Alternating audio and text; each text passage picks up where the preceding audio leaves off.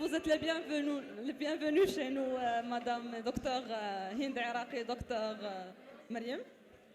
Je vous remercie d'avoir contribué dans la réussite de cet événement. Alors, dernièrement, on entend beaucoup sur la télésimulation et on veut vraiment savoir de quoi consiste vraiment cette télésimulation.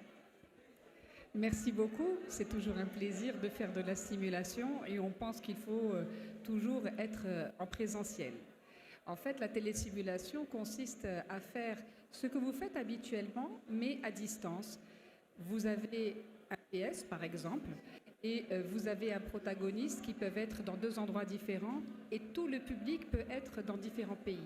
Ce qui fait que tout se déroule à travers une plateforme qui peut être Zoom ou une autre plateforme et on arrive à créer du réel grâce au virtuel et à de la technologie.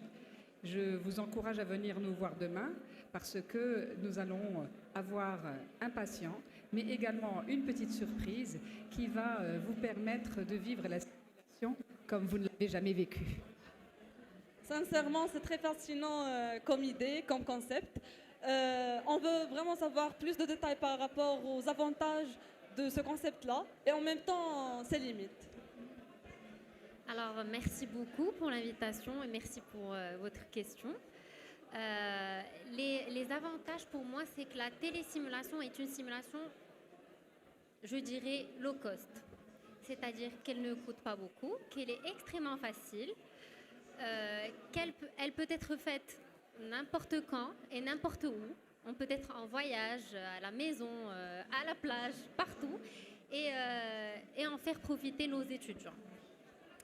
Alors, pour les limites, je dirais que la télésimulation ne peut pas remplacer la vraie simulation, mais constitue une excellente alternative avec beaucoup moins de technologie. Et toujours dans le...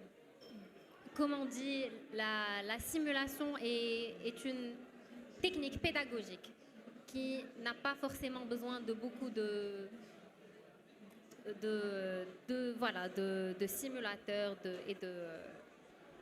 On remarque et on voit l'importance de la place de cette télésimulation dans notre domaine médical. C'est pour ça que je vous demande, professeur Hind, de motiver les participants demain, Inch'Allah, à participer à cet atelier. Donc, si c'est possible, de nous parler un peu plus du contenu de cet atelier. Bien sûr. Vous connaissez tous l'intelligence artificielle. Elle va remplacer beaucoup de choses. On a aussi des robots pour la chirurgie.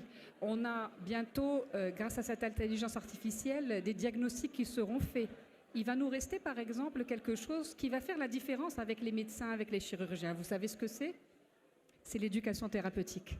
Et donc, la différence qu'il y aura entre un médecin A et un médecin B, c'est celui qui saura parler aux patients. Et l'éducation thérapeutique n'est pas enseignée, ou très peu enseignée, ou mal enseignée. Donc, je vous encourage à venir demain et vous aurez des clés comme vous n'en aurez jamais eu, parce que ce sera en simulation. Inch'Allah, vraiment c'est très fascinant. On se retrouve, Inch'Allah, demain pour l'atelier qui sera vraiment très intéressant et merci beaucoup pour votre intervention. Merci à vous. Merci à vous.